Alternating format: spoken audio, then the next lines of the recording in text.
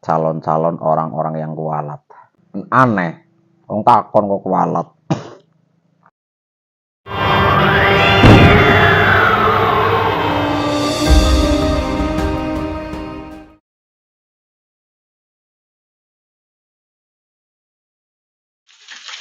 Kenapa? Karena bangsane dhewe dilokno elek. Koyoke wong Jawa iku gak iso apa-apa. Kowe saiki ribut ngono, ana sing ribut trah wali songo, ana sing ribut trah nasab kuwi jarno ae. Kenapa ini semua dipertanyakan? Kalian kualat. Mosok nasab dipertanyakan. Lah wong saiki wayahe wong takok, saanane ditakokno. Wong ijazahe presiden wis takokno asli apa ora kok. Assalamualaikum warahmatullahi wabarakatuh. Pengaya ini lagi lur. Ada audio lewat.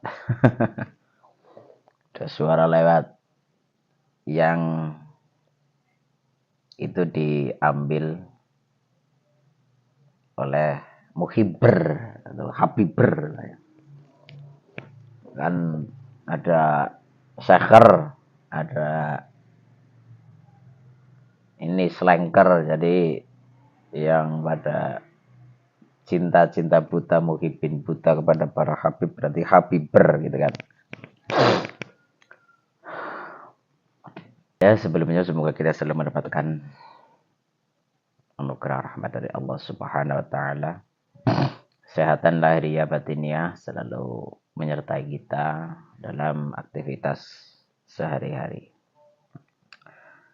Baiklah, tadi sudah saya perdengarkan audio ceramah dari Gus Muwafiq.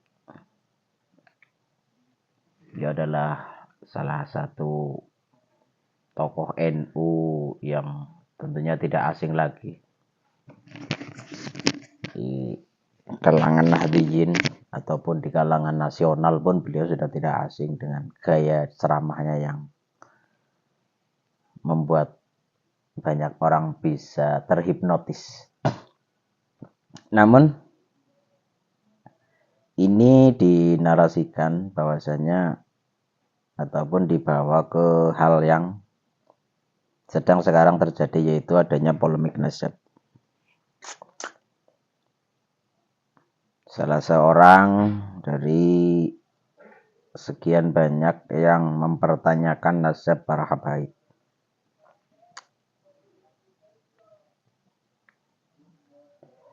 Yang meng-up video tersebut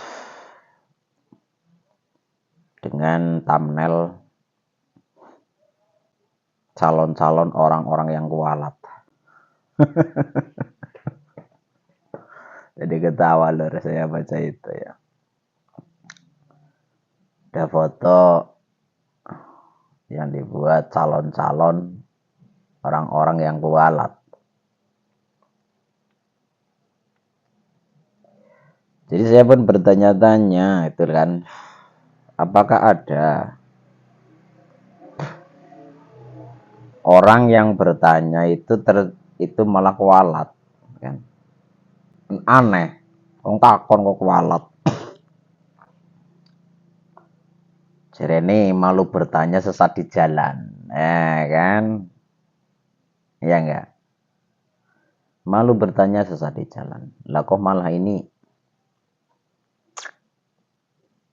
Habiber ini ya, ada kan calon-calon orang yang kualat. Padahal ini sedang mempertanyakan nasab para habaib. Apakah orang tersebut tidak melihat fenomena fakta yang terjadi di Nusantara? Oknum-oknum bejat menurut saya.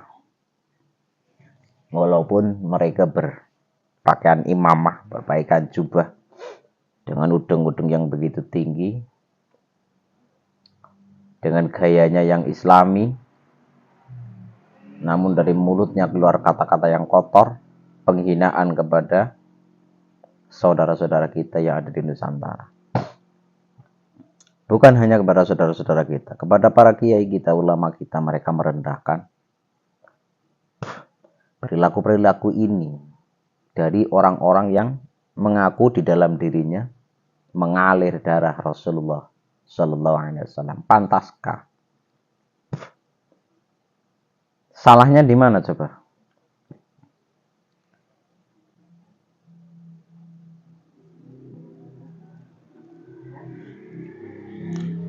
Salahnya di mana? Bertanya, benarkah Anda para habaib? Benarkah Anda oknum-oknum habaib yang dari mulut kalian keluar caci maki? Yang dari mulut kalian keluar kata-kata kotor, kata-kata hewan. Apakah itu didikan dari datuk-datuk? Apakah itu yang diwariskan oleh datuk-datuk kalian yang kalian anggap sebagai seorang wali? Yang kalian sanjung-sanjung masyhurkan sebagai seorang ulama, seorang wali, ya. Yang begitu tinggi derajatnya. Nah, kok kalian yang mengaku darah suci Rasulullah mengalir di tubuh kalian, kok keluar kata-kata yang kotor? Apakah itu cermin bahwasanya menyatakan Rasulullah adalah sebagai datuk kalian? Aneh.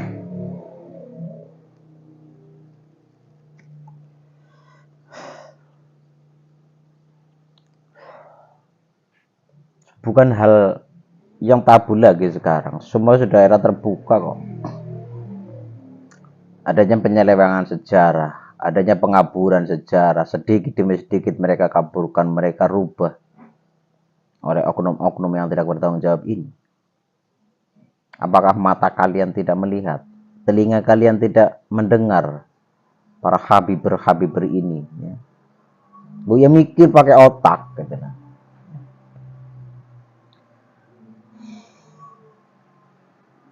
Kita berpikir dengan otak yang jernih, otak yang sehat.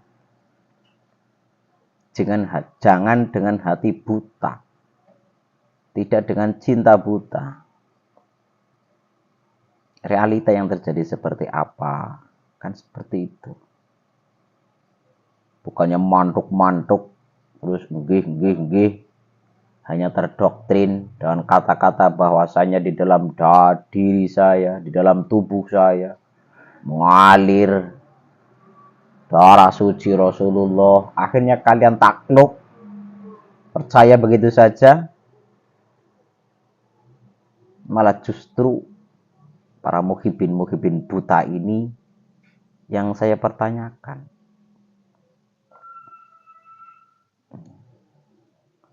Karena tidak mau berpikir dengan logika, berpikir dengan akal.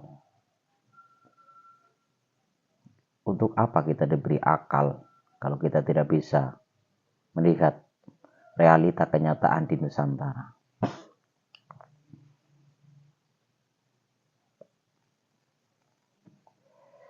Mari buka hati kita, mari buka akal kita, agar kita bisa melihat mana yang benar, mana yang salah. Apabila sesuatu hal yang terlihat kok aneh, kok kayaknya nggak benar, akhirnya kan timbul pertanyaan. Nah, pertanyaan ini disampaikan. Tapi sampai saat ini tidak ada jawaban dari orang-orang yang ditanyakan, yaitu para habaib. Kan seperti itu. Ya. Lah, kajian Kiai Haji Imaduddin Utsman Al-Bantani pun semakin merujuk, semakin mengerucut terus. Semakin terbuka lebar. Saudara-saudara kita pun banyak yang penasaran karena terbuka hatinya. Oh iya, kenapa gitu kan? Akhirnya mereka berani membuka yang selama ini terpendam, selama ini tidak pernah disampaikan di khalayak umum, dengan begitu beraninya Kiai Haji Imaduddin Utsman membuka di kalangan umum.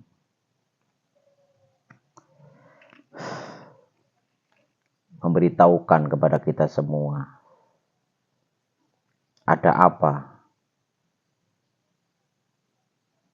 Ada rencana apa yang terselubung di dalamnya? Kenapa mereka tidak mau menjawab? Kenapa mereka diam saja? Akhirnya kecurigaan kita pun semakin kuat, kan seperti itu. Malah ada yang mengatakan para habib-habib ini tidak suka berdebat. Ya tidak usah berdebat, ngapain berdebat? Dong tinggal dijawab kok. Ya selalu mengelak sih modelnya. Modelnya gue jubeli gitu. Ditanya ini jawabnya sana, ditanya sana jawabnya ke sini, muter-muter nggak jelas.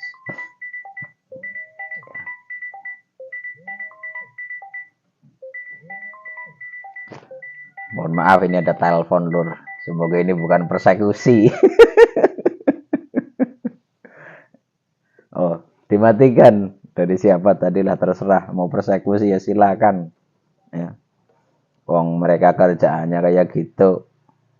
Wong lagi takon malah dipersekusi. Banyak kan kiai-kiai kita, saudara-saudara kita yang ikut bertanya dengan penasarannya karena mungkin pernah mengalami secara pribadi. Ya. Merasa tidak enak, merasa disakiti mungkin malah oleh para oknum-oknum habib. Ya. Jadi kepada muhibbin ataupun habiber ya, ini bisa terbuka hatinya untuk melihat kenyataan, untuk melihat fakta yang terjadi di Nusantara, bahwasanya para oknum-oknum habaib banyak yang melakukan pengaburan dengan masif, dengan cara mereka, dengan halus, dengan kasar. Oke, sadarlah kalian. Janganlah selalu diperbudak. Ya. Semoga kita selalu mendapatkan hidayah, taufik, inayah, nur cahaya ilahi, nur Nabi Muhammad sallallahu alaihi wasallam.